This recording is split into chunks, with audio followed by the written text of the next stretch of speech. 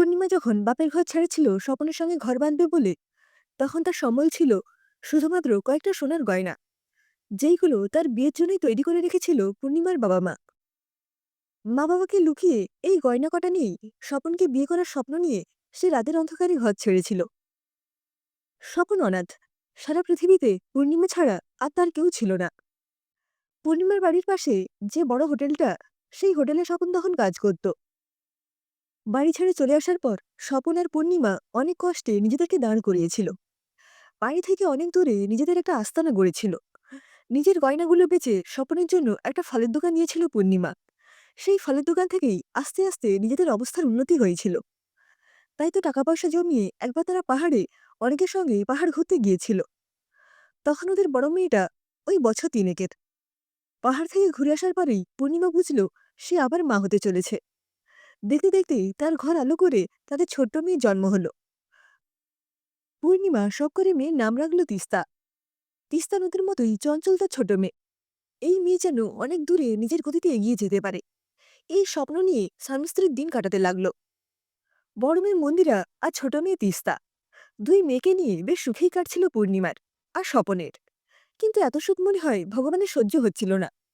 ভোরের ট্রেনে বড়বাজার থেকে ফল কিনে ফেরার সময় ট্রেন থেকে নামে বলে গেটের সামনে বেশ খানিক এগিয়ে দাঁড়িয়েছিল স্বপন।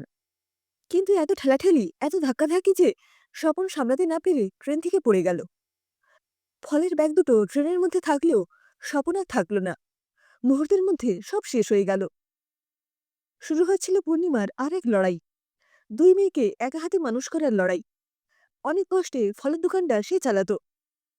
ছোট মেয়েটিকে কোলে নিয়ে নিয়ে বড়বাজার আসতো একা। বড় মেয়েটা ৯ বছর বয়স থেকেই ভাতের হাঁড়ি সামলানো শিখতে বাধ্য হয়েছিল। পূর্ণিমার জীবনে যা সুখ, যা আনন্দ, তা ওই স্বপনের সঙ্গে কাটানো দিনগুলোই। ওই মানুষটা যতদিন ছিল, পূর্ণিমার মনে হতো তার মতো সুখী আর কেউ নেই। মানুষটা এতটাই ভালোবাসত তাকে। তাই স্বপন চলে যাবার পরে পূর্ণিমা নিজেকে কখনো আর আয়নায় দেখত না, ইচ্ছেও হতো না। স্বপনে দেওয়া চিহ্নগুলো যে মুছে গেছে, তার মুখ যে এখন বিবর্ণ, পাংশুটে। সব রং যে সে সঙ্গে করে নিয়ে গেছে। পূর্ণিমা শুধু বেঁচে আছে মেয়ে দুটোর মুখ চেয়ে। পূর্ণিমার বড় মেয়েটাকে বেশি দূর পড়াশোনা করাতে পারল না। ১৭ বছরেই বিয়ে দিয়ে দিতে হলো। পড়াশোনা না করে মেয়ে বিয়ে করবে বলল। ভালোবেসে বিয়ে করল মন্দিরা সুমনকে। মন্দিরার শ্বশুরঘর তার বাপের ঘর থেকে ২টো স্টেশন পরেই। পূর্ণিমার মনে আফসোস অনেক থাকলেও এইটুকু শান্তি যে সুমন ছেলেটার উপায় যতই কম হোক, সে সত্যিই তার মেয়েটাকে প্রাণের অধিক ভালোবাসে। যেমন এককালে স্বপন ভালোবাসত তাকে। ভালোবাসা থেকে বড় পাওয়া এই দুনিয়ায় তো আর কিছু নেই।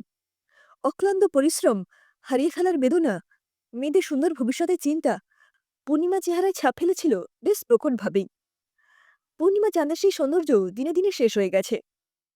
চেহারা লালিত হারিয়ে সে এখন জরাজীর্ণ। অবশ্য পূর্ণিমার সেই নিয়ে এতটুকু মাথা ব্যথা নেই। তার শুধু একটাই চিন্তা এখন, তিস্তার জন্য একটা ভালো পাত্রের সন্ধান করা। তিস্তা এখন কলেজে পড়ছে। পড়াশুনোয় তেমন মাথা না থাকলেও পূর্ণিমার ঠেলায় আর মাস্টারদের চেষ্টায় সে বছর বছর পাশটা করে যায়।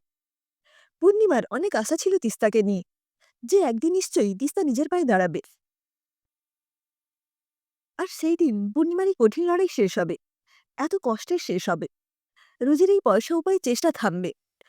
এমন একটা দিন আসবে যেই দিন তিস্তা তার মাকে বলবে, আর তুমি এই ফলের দোকান খুলতে যাবে না, এখন থেকে তুমি বাড়িতেই থাকবে। আমার জন্য ভালো ভালো রান্না করবে, আর নিজের মতো করে টিভি দেখে ঘুমিয়ে সময় কাটাবে। আমি যা উপার্জন করছি তাতে আমাদের দুজনের বেশ চলে যাবে। কিন্তু মেয়ের হাবভাব দেখে পূর্ণিমা বেশ ভালো করেই বুঝেছে সেই দিনটা আসার নয়। তিস্তা তার মায়ের এত কষ্ট দেখেও নিজেকে বদলায় না। তার মধ্যে কোনো চেষ্টাই নেই নিজের পায়ে দাঁড়াবার। পড়াশোনা ছাড়া আর বাকি সবেতেই মন। সাজগোজ, খাওয়া, ঘোরা, বন্ধুবান্ধব সব বেশ ভালোভাবেই চলছে মায়ের কষ্টার্জিত পয়সায়। তাই পূর্ণিমা খুব তাড়াতাড়ি তিস্তার বিয়ে দিয়ে দিতে চায়। তিস্তার জন্য সুপাত্রের সন্ধান করতে থাকে। কিছুদিনের মধ্যেই বেশ ভালো ঘরে সম্বন্ধ আসে তিস্তার জন্য। ছেলে হাই স্কুলের মাস্টার, শহরে বাড়ি। বাড়ির আর্থিক অবস্থাও খুব ভালো। বাবা ব্যাংকে চাকরি করেন, মা গৃহবধূ। দুই ছেলে। বড় ছেলের বিয়ে হয়ে একটা মাস্টারিকের ছেলে। ছোট ছেলে নিলয়ের জন্য সুন্দরী পাত্রীর সন্ধান করছেন ওনারা। টাকা পয়সার দাবি সেরকম কিছু নেই। দাবি কিছু না থাকলেও দিতে তো অনেক কিছুই হয়। অন্তত কিছু না থাকা পরিবারের ওইটাই অনেক বলে মনে হয়। তিস্তাকে পছন্দ করে গেলে পূর্ণিমা উঠে পড়ে লাগে বিয়ের প্রস্তুতিতে। নিজের যতটুকু গয়না, যার স্বপ্ন নতুন করে গড়িয়ে দিতে পেরেছিল, সব তিস্তার জন্য বের করল। বড় মেয়ের বিয়েতে মেয়েকে খুব সামান্য কিছু গড়িয়ে দিয়েছিল সে নিজেই। মেয়েটা রোজের পড়ার মতো সামান্য একটু, কিন্তু ছোট মেয়ের এত বড় শ্বশুর ঘর, একটু ভালো না দিলে মেয়েটাকে কথা শুনতে হয় যদি। তাই নিজের জমানো যেখানে যা ছিল সব বের করে ধার দেনা করে তিস্তার বিয়ের খুব ভালো ব্যবস্থা করলো পূর্ণিমা।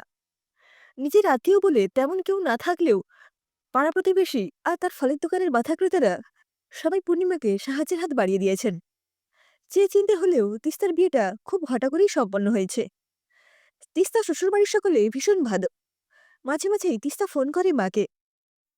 সারাদিন সে কি করলো, কি রান্না হলো, সব গল্প করে মায়ের সঙ্গে। মাঝে একদিন জামাইকে নিয়ে এ বাড়িতে ঘুরেও গেছে তিস্তা। পূর্ণিমা জামাইয়ের যত্নের কোনো ত্রুটি রাখেনি। মন্দিরা সকাল থেকে এসে মায়ের সঙ্গে হাত মিলিয়ে সব রান্নাবান্না সামলেছে। বড় মেয়ে মায়ের কষ্টটা তবু কিছুটা হলেও বোঝে। মাঝে মাঝেই মাকে নিজের কাছে নিয়ে গিয়ে রাখতে চায়, কিন্তু মেয়ে শ্বশুর বাড়ি, মেয়ে নিজের বাড়ি তো নয়। কিছুদিন পর তিস্তার শাশুড়ি মা পূর্ণিমাকে আর মন্দিরাদের সবাইকে নিমন্ত্রণ জানায় তাদের বাড়ির একমাত্র নাতির অন্নপ্রাশন। পূর্ণিমা ভাবে কি হাতে করে নিয়ে সে মেয়ে শ্বশুরবাড়িতে যাবে। ভালো কিছু না দিলে যে বড্ড খারাপ দেখাবে। নতুন সম্পর্ক, এক টুকরো সোনা তো দিতেই হয়। নিজের গায়ে সে সোনাটুকু নিজের কানে দুলজোড়া বেচে সে তিস্তার যায় ছেলের জন্য বেশ মোটা করে একটা সোনার আংটি করিয়ে নিয়ে অন্নপ্রাশনের অনুষ্ঠানে গেল। যদিও এমন শূন্যভাবে এত বড় অনুষ্ঠানে উপস্থিত হতে বড়ই খারাপ লাগছিল। মন্দিরের মাকে তার নিজের কানেটা পরিয়ে দিতে চাইল, কিন্তু পূর্ণিমা রাজি হলো না। সে একটা কেনাকানের পরেই তৈরি হলো। সুমনের একটা কাজের জন্য সে যেতে পারবে না জানিয়ে দিয়েছিল। তাই মন্দিরা মায়ের সঙ্গে বেশ সকাল সকালই বোনের বাড়ি পৌঁছল।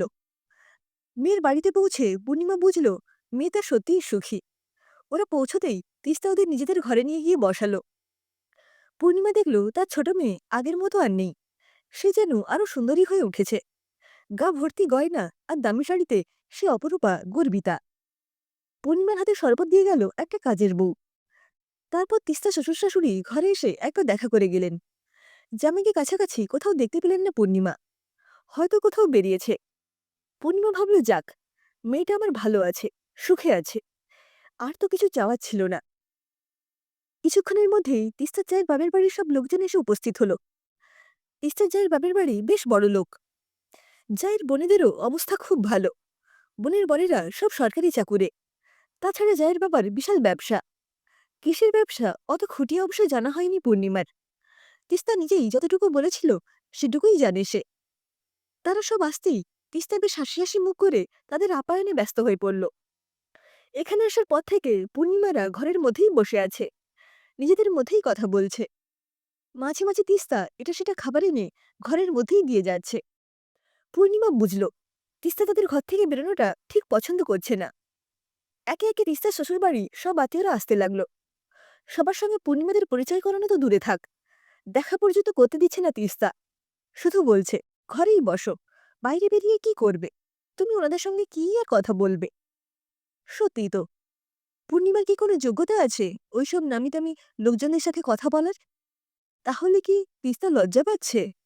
সবার কাছে পূর্ণিমাকে নিজের মা আর মন্দিরাকে নিজের দিদি পরিচয় দিতে লজ্জা পাচ্ছে?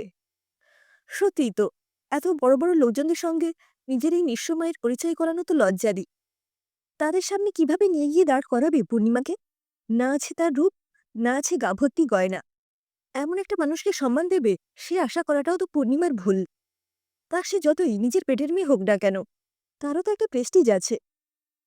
পূর্ণিমা ছোট মেয়ের হাতেই বাচ্চাটার আংটিটা দিয়ে মেয়ের কাছ থেকে বিদায় নিল। বলল কাল ভোরে সত্যনারায়ণ পুজোর ফলের একটা বড় অর্ডার আছে, বড় বাজার যেতে হবে আজ, তাই তাড়াতাড়ি বেরিয়ে যেতে হবে। খাওয়া দাওয়া করে বেরোতে গেলে অনেক দেরি হয়ে যাবে। মেয়ে শ্বশুর শাশুড়ির কাছে গিয়ে একবার দেখা করে বাড়ি ফেরার অনুমতি চেয়ে নিল। তিস্তা ওদের আটকাল না, ওনাদের নিয়েই মেতে রইল। মন্দিরা মাকে দুহাতে জড়িয়ে ধরে ওদের বাড়ির সিঁড়ি দিয়ে নেমে এলো। পূর্ণিমা দুচোখ বেয়ে ফোঁটা ফোঁটা জল গড়ালো। বড় মেয়ের হাতটা বেশ শক্ত করে ধরে ছোট মেয়ের বাড়ির শেষ চৌকাঠটা মা মেয়ে একসঙ্গে পার করল।